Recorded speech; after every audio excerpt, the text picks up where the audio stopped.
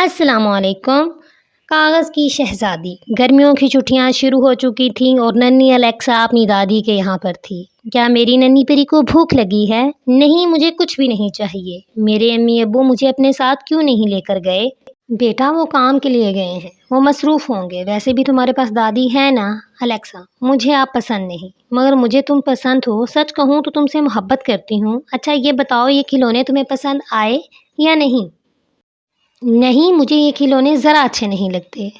اچھا، mister pilot بھی پسند نہیں؟ نہیں۔ یہ کہتے ہوئے الیکسا نے اپنی دادی سے بیگ لے لیا اور اپنے کمرے میں چلی گئی اور سارے کھلونوں کو کھڑکی سے باہر پھینک دیا۔ یہ سب دیکھ کر دادی کو بہت برا لگا، لیکن دادی اپنی پوتی کے لیے کچھ بھی کر سکتی تھی۔ انہوں نے ایک کاغذ کا چوکور ٹکڑا لیا اور اسے موڑنا شروع کر دیا۔ الیکسا حیران ہو کر دیکھ رہی تھی کہ کیسے اس کی دادی الگ الگ کاغذوں کا استعمال کر رہی تھی۔ وہ انہیں موڑتی، تہہ لگاتی اور پھر انہیں کھول دیتی اور کچھ ہی منٹوں میں بن گئی یہ پیاری سی شہزادی۔ یہ کون ہے؟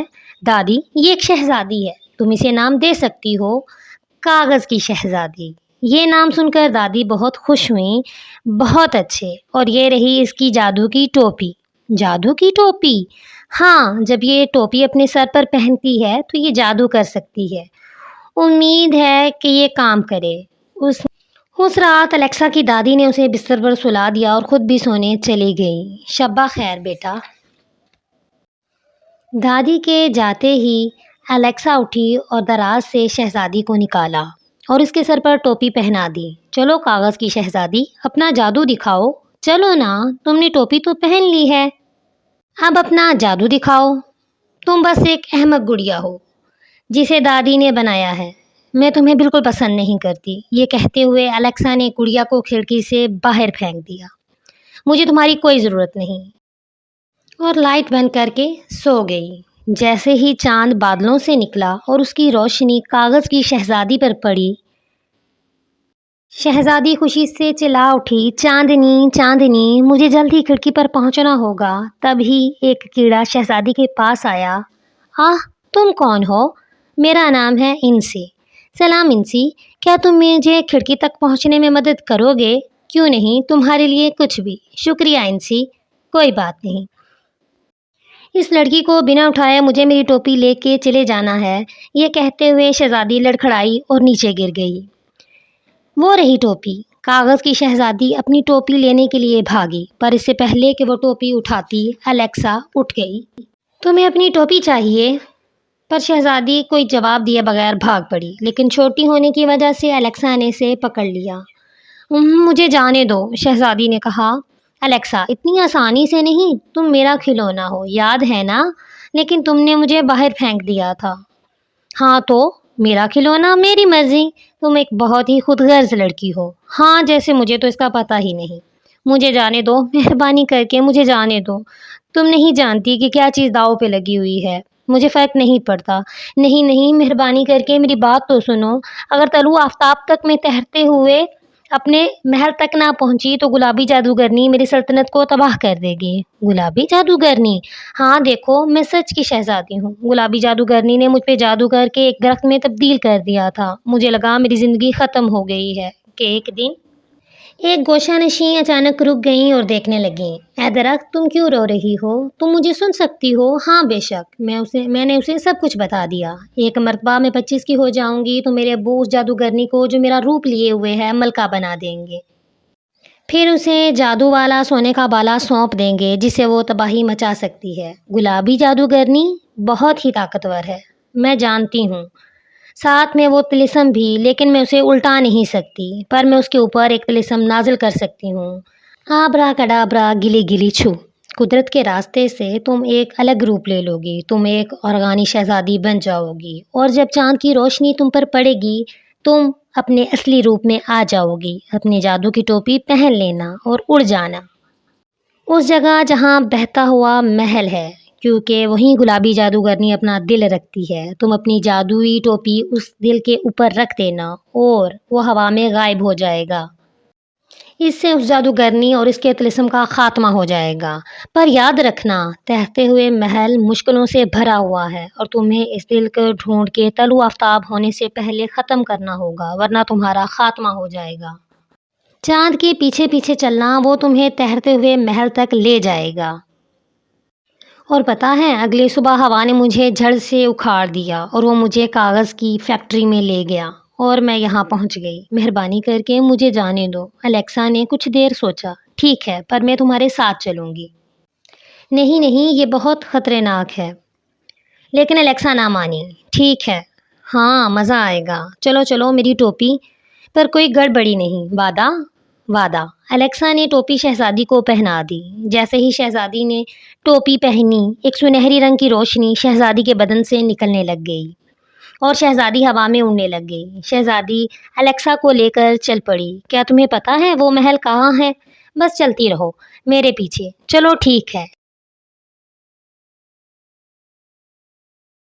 آبرا کڈابرا گلے گلے چھو، شہزادی نے کہتے ہوئے دریا میں چھلانگ لگا دی اور ایک مچھلی میں تبدیل ہو گئی۔ جلد ہی دریا میں طوفان اٹھنے لگا۔ جلدی کرو جلدی کرو۔ ہاں ہاں میں کر رہی ہوں۔ اور الیکسا نے تیز سے چپوؤں کو چلانا شروع کر دیا۔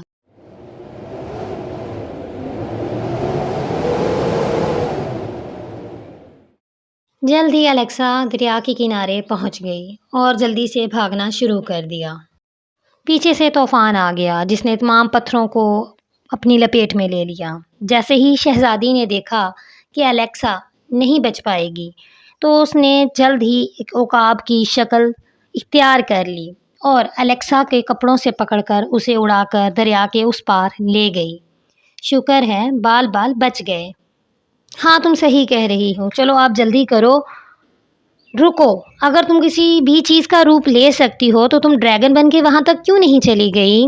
شہزادی، لیکن میں نے تو آج تک ڈریگن دیکھا ہی نہیں، تو میں کیسے بن سکتی ہوں؟ او، شیطان کا نام لیا اور شیطان حاضر۔ چلو اب تو تم نے دیکھ لیا ہے نا؟